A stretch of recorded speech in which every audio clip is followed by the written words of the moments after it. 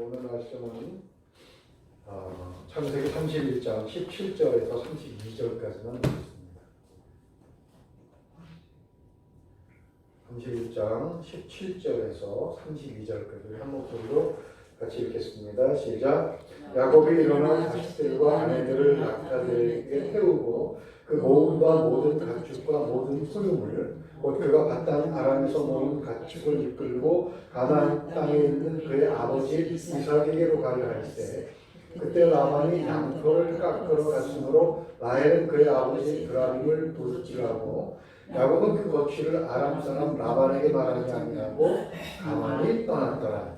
그가 그의 모든 소유를 이끌고 강을 건너 길르앗 산을 향하여 도망한지라. 3일 만에 야곱이 도망한 것이 라반에게 들린지라. 라반이 그의 형제를 거느리고 7일 길을 쫓아가 길르앗 산에서 그에게 이르렀더니 밤에 하나님이 아람 사람 라반에게 한동하여 이르시되 너는 삼가 야곱에게 선악간에 말하지 말라 하셨더라. 라반이 야곱을 뒤쫓아 이르렀으니 야곱이 그 상에 장막을 친지라. 라반이 그 형제와 더불어 길르앗 산에 장막을 치고 라반이 야곱에게 이르되 네가 나를 속이고 내 딸들을 칼에 사로잡힌 자 같이 끌고 갔으니 어찌 이같이 하였느냐. 내가 즐거움과 노래와 북과 수금으로 너를 보내겠거늘 어찌하여 네가 나를 속이고 가만히 도망하여 내게 알리지 아니하였으며 내가 내 손자들과 딸들에게 입맞추지 못하게 하였으니 내 행위가 참으로 어리석도다. 너를 향할 만한 능력이 내 손에 있으나 너희 아버지의 하나님이 어젯밤에 내게 말씀하시기를 너는 삼가 야곱에게 선악간에 말하지 말라 하셨느니라. 이제 내가 내 아버지 집을 사모하여 돌아가려 하는 것은 옳거니와 어찌 내 신을 도둑질하였느냐. 야곱이 라반에게 대답하여 이르되 내가 생각하기를 외삼촌이 외삼촌의 딸들을 내게서 억지로 빼앗으리라 하여 두려워하였음이니이다. 외삼촌이 신을 누구에게서 찾든지 그는 살지 못할 것이요 우리 형제들 앞에서 무엇이든지 외삼촌의 것이 발견되거든 외삼촌에게로 가져가소서 하니 야곱은 라헬이 그것을 도둑질한 줄을 알지 못함이었더라. 아멘. 오늘은 창세기 31장 17절에서 32절의 말씀을 가지고 성도의 발목을 잡는 명분이라는 주제로 말씀을 살펴보겠습니다. 야곱은 가족들과 또 모든 소유물을 가지고 외삼촌 집에서 가나안을 향해 떠나게 됩니다. 몰래 떠나는 것을 우리가 뭐라고 그러죠? 야반 도주라고 합니다. 밤야자 반반자 해서 밤중에 한밤중에 도망가는 것을 야반 도주라고 하는데 국어사전을 보면 그 남의 눈을 피해서 밤사이에 도망한다 이런 뜻으로 되어 있습니다. 그런데 사용하는 용례를 보게 되면 그저 남의 눈을 피해서 몰래 도망가는 것을 야반 도주라고 합니다. 야, 밤야, 반, 절반, 그러니까 밤의 한가운데를 타고 도망간다는 얘기죠. 그러나 이 단어를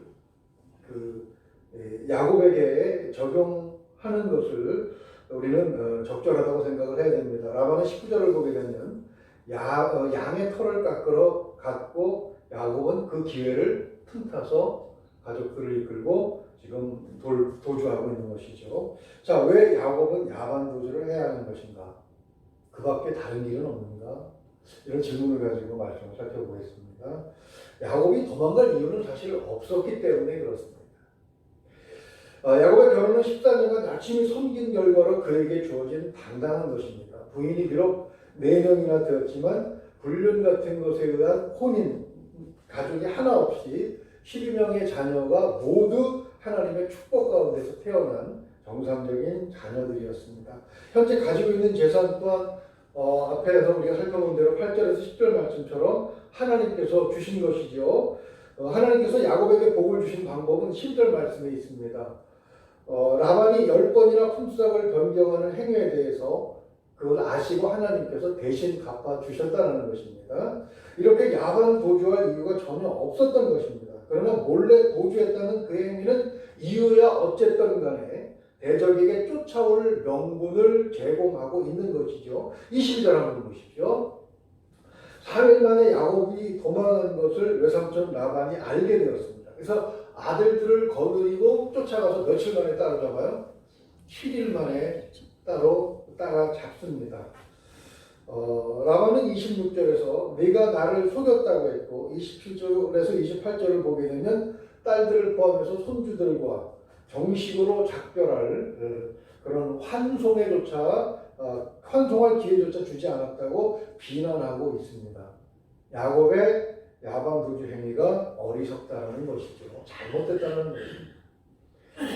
세상 사람들이 라반을 믿겠습니까? 야곱을 믿겠습니까?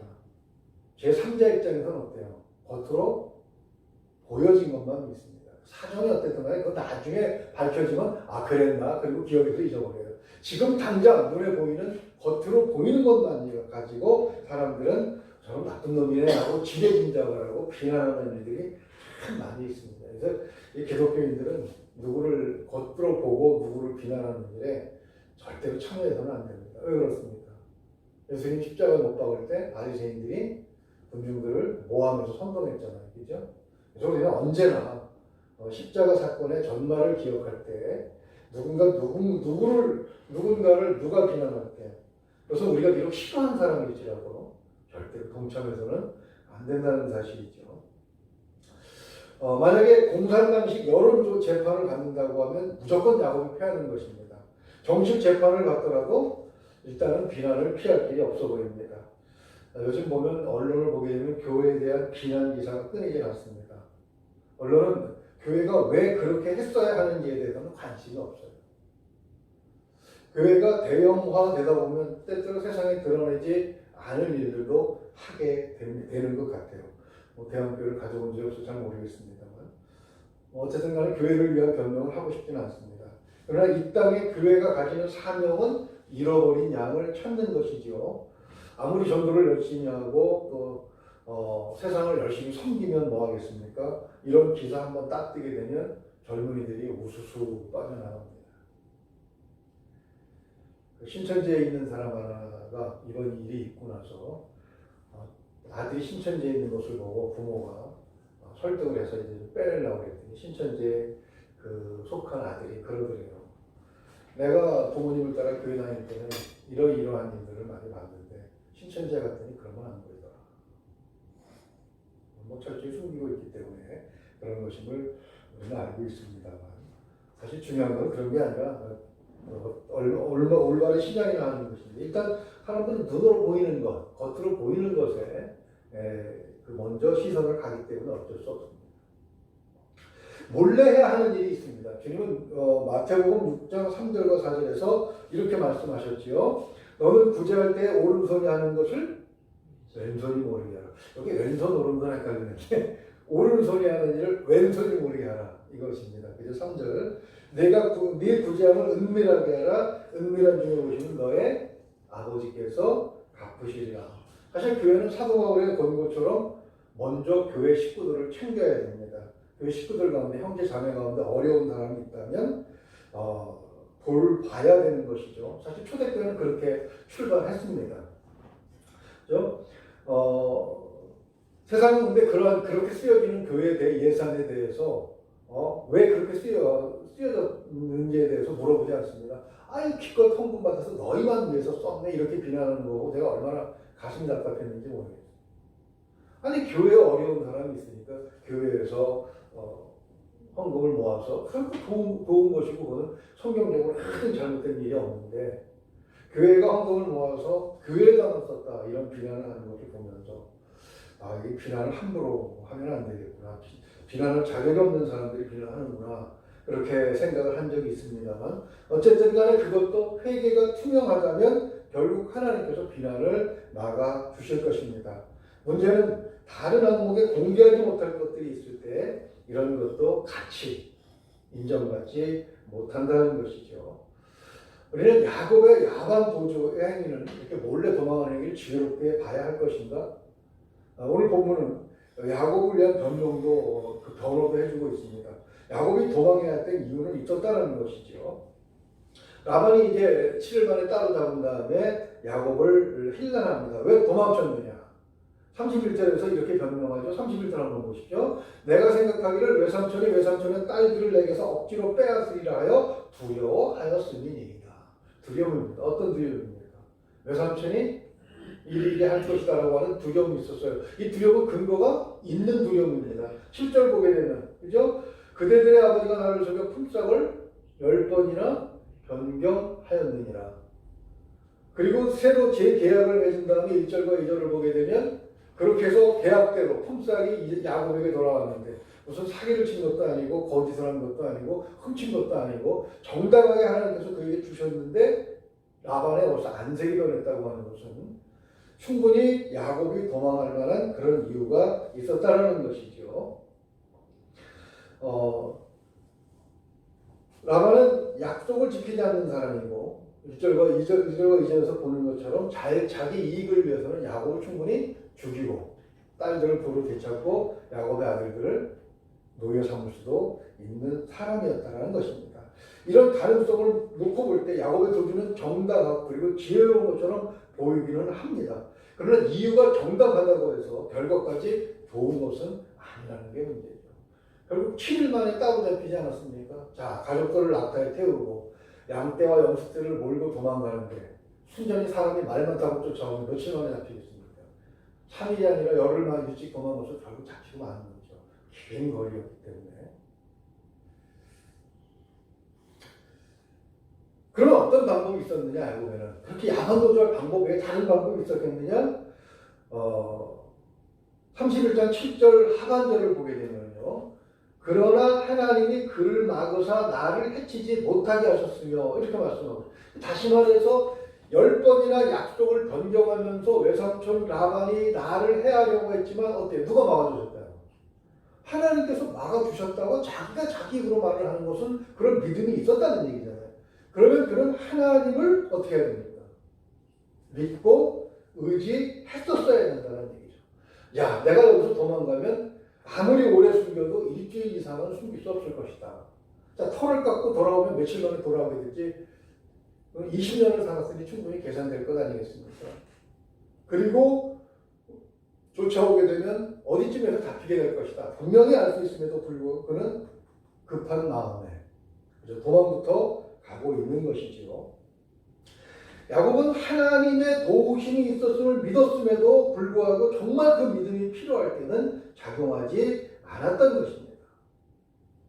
하나님이 정말 외면하고 그를 돕지 않으셨습니까? 24절 말씀 보게 되면 라반이 야곱을 쫓아서 거의 따라잡았을 때에 하나님께서 어떻게 말씀하십니까?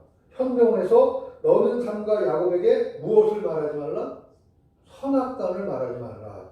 이렇게 말씀하고 있는 것이죠. 이걸 좀 더 쉽게 얘기하면 야곱의 야반 도주가 결코 옳은 행위는 아니지만 그럼에도 불구하고 너는 야곱의 행위를 옳다 그르다 판단할 자격이 없는 것이다 라고 하나님께서 이 라반에게 말씀하고 계시는 것입니다. 물론 29절을 보게 되면 너를 해할 만한 능력이 내 손에 있으나 이렇게 얘기하고 있죠. 무슨 얘기입니까? 사실은 죽이려고 쫓아온 거예요. 야곱을 죽이고 딸들과 그 아들들과 재산을 도로 가지고 돌아갈 그런 각오로 쫓아왔다는 얘기입니다. 그러나 하나님께서 나타나셔서 선악간에 말하지 말라. 그러니까 너를 죽이겠다는 말과 선악간에 판단하겠다는 말은 동일한 말이죠. 왜요? 가족들이 있고 다 있으니까 그 앞에서 야곱을 죽이려면 어떻게 해야 됩니까? 재판을 먼저 해야 되잖아요. 너는 이러이러해서 나쁜 놈이야. 너는 죽어야 돼. 이런 설명이 되지 않으면 가족들이 그 라반에게 어떻게 해야겠습니까? 라반의 말을 따르지 않겠지요. 야곱에게는 결과적으로도 영적으로도 지혜롭지 못했다고 하는 결론을 내릴 수밖에 없습니다. 그렇죠? 아무리 빨리 간다고 해도 결국 따라잡힐 건데 차라리 하나님에게 의지하지 왜 그랬는가라는 생각을 해볼 수 있는 것이죠. 그러나 사실 하나님을 믿는다고 말하면서도 결정적인 순간에 하나님을 믿지 않는 것은 우리들의 모습이기도 합니다. 정말 결정적인 순간에 하나님 나 좀 도와주세요 해야 되는데 오히려 내게 아직 힘이 남아있거나 나에게 무슨 기회가 아직 남아있으면 끝을 보지 않고 결국은 그걸 사용한 다음에 궁지에 몰렸을 때 비로소 아이고 하나님 하고 이렇게 찾는 경우가 너무나도 많다라는 것이죠. 오늘 본문은 야곱이 지혜롭지 못한 증거 하나를 더 보여주고 있습니다. 지금까지는 라반에게 쫓아올 명분을 주었다면, 야곱을 해칠 수 있는 명분을 주었다면, 지금 말씀드리고자 하는 것은 영적으로 지혜롭지 못했다고 하는 것인데, 현명하신 하나님께 혼인하고 야곱의 변명에도 할 말이 없게 된 라반은 30절 상반절을 보게 되면 야곱이 고향으로 돌아가는 행위는 옳다고 인정을 하고 있습니다. 요즘 하도 이상한 재판들이 많아가지고 판결을 보게 되면 판결문이 가끔 나옵니다. 녹음해갖고 갖고 나올 수 없는데 내가 알고 있기로는. 그런데 기억했다 들고 나와서 정면에 적어서 이렇게 보도록 하더라고요. 보게 되면 앞에 부분은 그래요. 어떤 범죄에 대해서 요러요러한 정은 인정이 되나? 그러나 이러이러하니까 뭐 3년형에 처한다, 벌금 얼마에 처한다 이렇게 판결을 하더라고요. 지금 라반의 판결이 그렇습니다. 30절. 네가 아버지 집으로 가는 것은 옳다. 그러나 뭐예요? 어찌 내 신을 도둑질하였느냐. 이렇게 비난하는 것이죠. 야곱은 이거를 듣고 얼마나 기가 막혔겠습니까? 야곱이 외삼촌 라반의 집에서 온갖 수모를 다 당했습니다.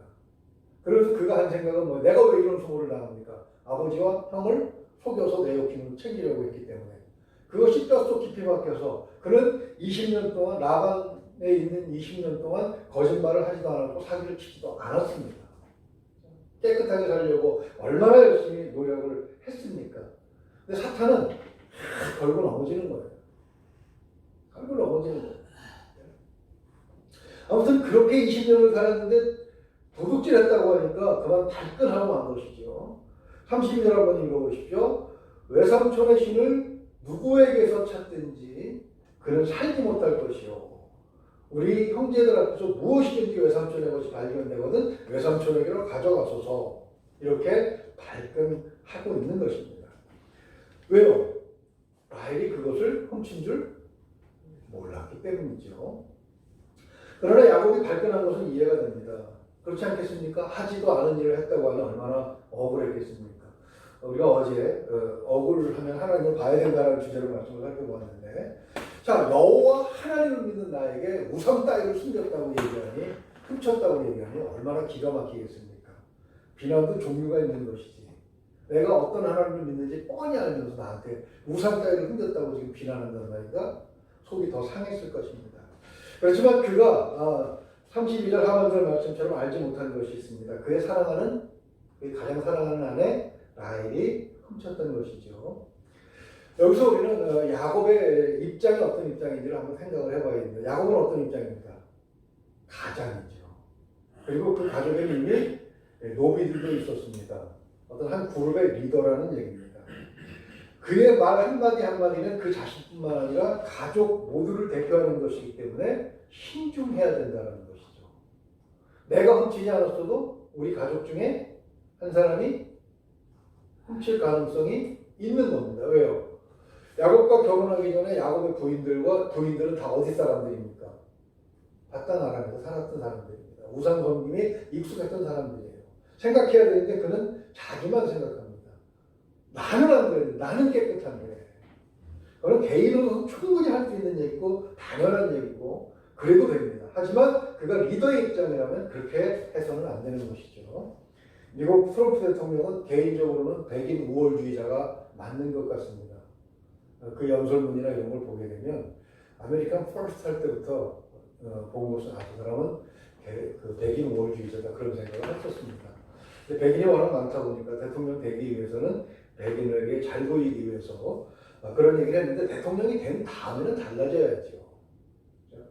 플로이드라고 하는 흑인이 백인 경관에 의해서 어이없게도 목에 몰려 죽었을 때 이 대통령이 한 말이 이 시위대에게 어때 불에 기름을 부은 것처럼 활활 타오르게 해 버렸습니다. 개인적으로 어떤 생각을 하든 간에 단체의 장이라고 하면 더군다나 대통령쯤 된다고 하면 그 말을 조심해야겠죠. 그러면 그룹의 크기가 크든 작든 간에 리더의 말 한마디는 이렇게 중요한 것입니다. 우리 35장 18절 잠깐 넓혀서 볼까요? 35장 18절 그 결과가 어떻게 나타나는지 35장 18절만 한번 같이 읽어보겠습니다. 35장 18절 같이 읽어보죠. 시작.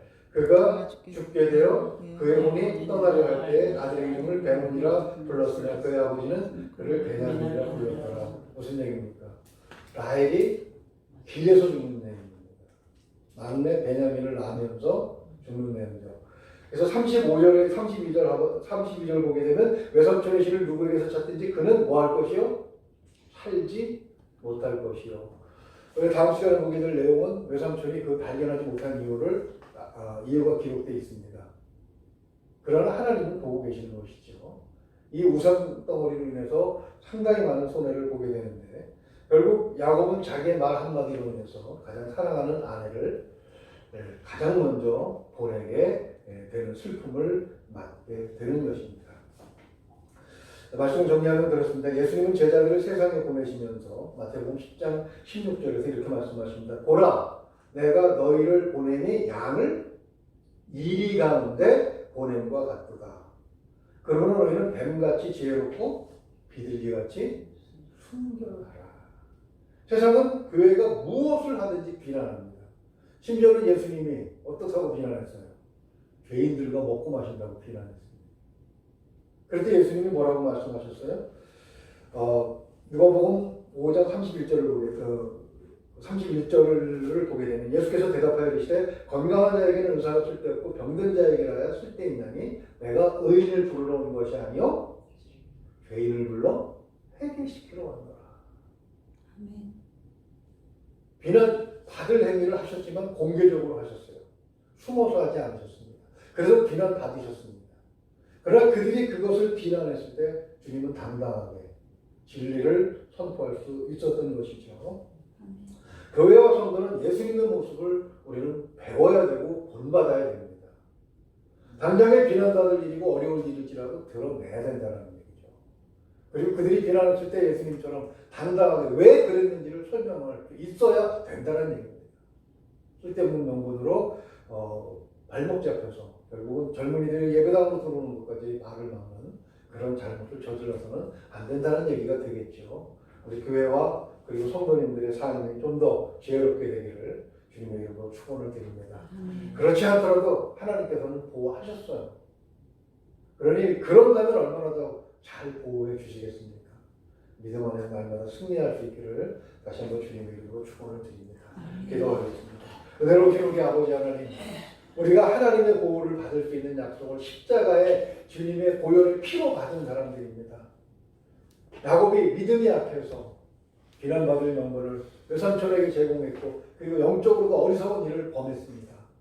하나님, 우리는 예수 그리스도를 따라서 이런 잘못을 범하지 않도록 한국 교회와 전 세계 교회와 성도들을 지혜롭게 하여 주시옵소서. 세상은 어차피 이와 같습니다. 그들 앞에 숨기든 숨기지 않든 다른 일을 하든 못한 일을 하든 비난은 끊이지 않습니다. 하나님, 그러나 그들에게 설명하여 그들이 더 이상 공격할 수 없는 그런 슬기로움이 그리고 순결함이 우리에게 있게 하여 주시옵소서. 하나님께서 보호하심 속에서 우리가 살아계신 하나님의 놀라운 능력을 세상에 보여줄 수 있는 그런 일들이 우리 교회에 있기를 소망합니다. 성도들의 삶이 하나님께 보호받는 삶임을 그들이 알아서 감히 함부로 할 수 없는 그런 역사들이 이어지게 하여 주시옵소서. 바라고 나오는 예수 그리스도 이름으로 기도하옵나이다. 아멘.